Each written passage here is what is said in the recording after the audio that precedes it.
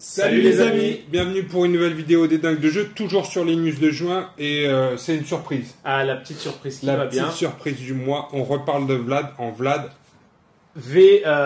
Finalement, est-ce qu'on peut dire V2, V3? Enfin bref. En tout cas, il y a une version alternative de Vlad qui va sortir. C'est ça. Donc c'est un peu la version... donc on avait le Vlad version un peu bouchée. Hein, ouais. Et ben là, ça va être le Vlad un peu version pyromane. Ouais, on regarde ça tout de suite.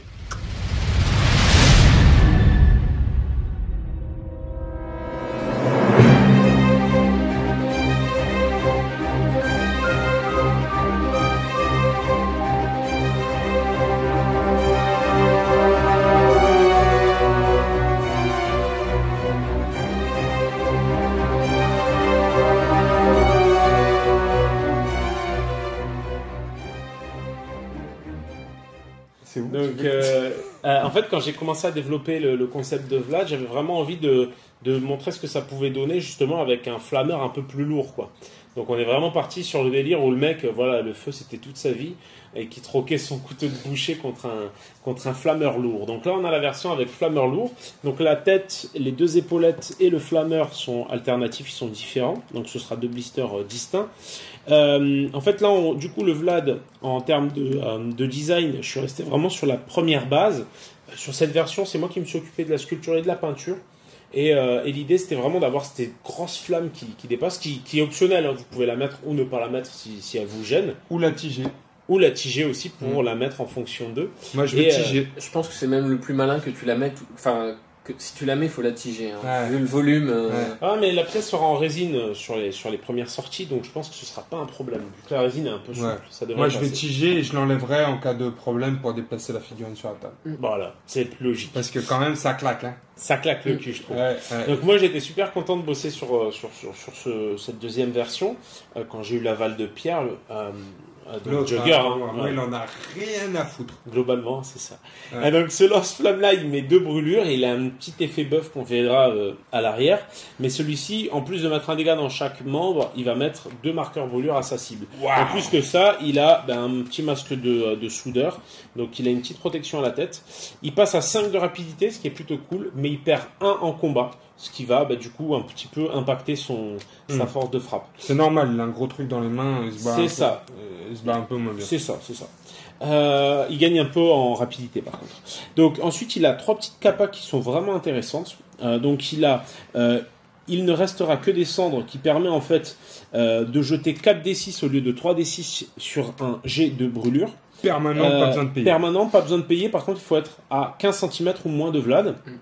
Ensuite, il a rage ardente. À chaque fois que Vlad tapera contre une figurine qui a des marqueurs brûlure, il aura plus 1 d6 supplémentaire pour chaque pion brûlure que possède la cible. Qui va... Oui, bien sûr, en combat, on est d'accord. Tous les combattants situés même partiellement... Ensuite, il a spirale de feu pour 1 point d'action. Cette fois, c'est payant. Et tous les combattants situés même partiellement à 10 cm ou moins de Vlad reçoivent un marqueur brûlure. Donc en fait, ça permet presque de mettre un marqueur brûlure à tout le monde à 10 cm, puis charger un gonze avec plus 1 finalement. Voilà. Si t'es à portée, il vaut peut-être mieux utiliser ton lance-flamme. Oui, mettre 2 pions brûlure et charger. Hein. Oui, c'est vrai. Après, ça va être. On va dire que tu fais le cercle de feu s'il coûte pas de PA. Si, il coûte un PA quand même. Oui. Donc à choisir, tu mettras quand même. Oui, c'est vrai que tu mettras quand même un coup de lance-flamme à choisir. Mais peut-être que si tu es loqué au corps à corps, du coup, c'est peut-être l'option la plus intéressante. Parce que du coup, ça te permet. Tu sais que tu vas taper 2 fois, tu débloques ça pour mettre un marqueur brûlure à tout le monde, et ensuite tu tapes 2 fois comme un bœuf. Et ça te met plus un dé. Voilà, donc un petit profil sympa qui change un peu. 30 points, donc ça va permettre de caler plusieurs choses autour. Et pourquoi t'as fait ça? Pourquoi quoi? 2 profils pour Vlad. 2 sculptures. 2 sculptures. Tellement que... Déjà, la pièce, elle est super emblématique. Ensuite, si tu regardes sur toutes les resculptures, à chaque fois, il y a eu quasiment à chaque fois 2 profils. Elenia, il y a eu un profil à 10, un profil à 15. Il y a eu qui d'autre comme ça? Il y a eu N'Guane. Non, Yevgeny, il n'a eu qu'un seul profil. Mais il y a eu N'Guane. En fait, souvent, quand les figurines ont un profil qui va valoir beaucoup de points, on va essayer de faire des versions alternatives. Là, ça tombait sous le sens une fois les premières ébauches de sculpture faites, et on est tombé d'accord avec Jogger. Donc ça va vraiment dépendre du profil. Là, c'est vraiment parce que la pièce est super importante. Évidemment, vous ne pourrez pas jouer les deux Vlad sur le terrain en même temps puisqu'ils ont le même nom. J'ai préparé une petite compo pour aller avec, évidemment orientée autour du feu. Donc j'amène son pote, son frère Yuri, qui va amener son intellect en tant que chef et sa capacité à survivre un peu plus longtemps que Vlad. Comment tu sais que c'est son frère? C'est comme ça, Vlad et Yuri, c'est des frères. Ouais. Oh, putain, et pourquoi on me l'a pas dit à moi? C'est ça, toujours un petit train de retard. Donc Yuri avec sa petite capacité à esquiver qui va bien. Sergei, ce qui est pas mal parce que du coup il a la même capacité. Non, c'est peut-être pas. Non, lui il a Non, l'extincteur. c'est donc Sergei qui peut en fait avec cracheur de feu pour un PA, tous les combattants situés même partiellement à 5 cm de Sergei reçoivent un marqueur brûlure. Donc c'est comme Vlad mais à 5 cm. Donc il va lui donner le bonus quand il va attaquer au corps à corps. Et pour 1 PS grâce à l'extincteur, il va retirer des marqueurs brûlures à un combattant à 5 cm ou moins.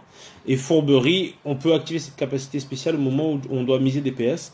Et votre adversaire doit vous révéler sa main avant que vous ne misiez. Donc tu payes 1 PS et tu connais la mise de l'adversaire. Ce qui est intéressant parce qu'avec Léonide, à chaque fois que l'adversaire va miser, il va devoir mettre des marqueurs brûlures sur ses combattants. Ah, ça c'est cool. Donc ça c'est pas mal parce que ça va pousser finalement... C'est pour prendre la main. C'est ça, à tout n'importe quel moment. Dès qu'il y a des mises, il va devoir faire brûler son ami. D'ailleurs, ça me fait penser à quelque chose, mais bon, bref. En tout cas. Ah, tu le dis pas tout de suite parce que tu vas lui mettre dans les chicots après, JB. Voilà, c'est pour les petites voilà. C'est une petite surprise. Et Grimace, en plus, pour un PA, s'il est libre, on peut mettre un marqueur ralentissement à un adversaire. Donc ça peut toujours être bienvenu. Et Ma, ce qui est intéressant en termes de soutien, c'est grâce à sa capacité kérosène, les pions brûlures ne sont pas retirés lors de la phase d'intendance. Oh. De plus, lors de la résolution d'un pion de brûlure, la valeur de protection des équipements de tous les combattants situés à 15 cm ou moins de Ma est diminuée de 1.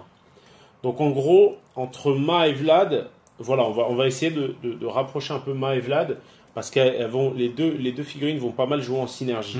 Ensuite, elle a écrasement, Ma, c'est anecdotique, mais ça peut permettre de sortir d'une situation un peu embarrassante. Parce que du coup, ça lui permet de faire un déplacement de 10 cm. Faire des dégâts, mais elle a pas une très grosse trappe, non? Non, elle a une trappe très faible de 4. Bah, du coup, c'est pas mal. C'est moyen. Sur un écrasement, on y arrivera rarement. Et c'était mieux avant, une fois par tour, un combattant allié à 10 cm ou moins de mât peut relancer un jeu de caractéristiques durant le tour. Les nouveaux résultats remplacent les anciens. Si le nombre de réussites de la relance est inférieur au nombre de réussites initiales, le combattant reçoit un pion ralentissement. Donc ça peut permettre de temps en temps de relancer un jet de caractéristiques durant ton tour. Donc ça c'était pas mal en fait. C'est des petites compétences mais qui font le taf. Donc voilà, ça en fait en gros ça va me permettre de commencer à brûler tout le monde. Et ça c'est pas négligeable. Ouais, c'est bien dans les Joker. Ça fait plaisir. Voilà. Ça fait plaisir. Super. Ben écoutez les amis, on se retrouve tous autour de la table pour une partie de démo avec ces news de juin. À bientôt.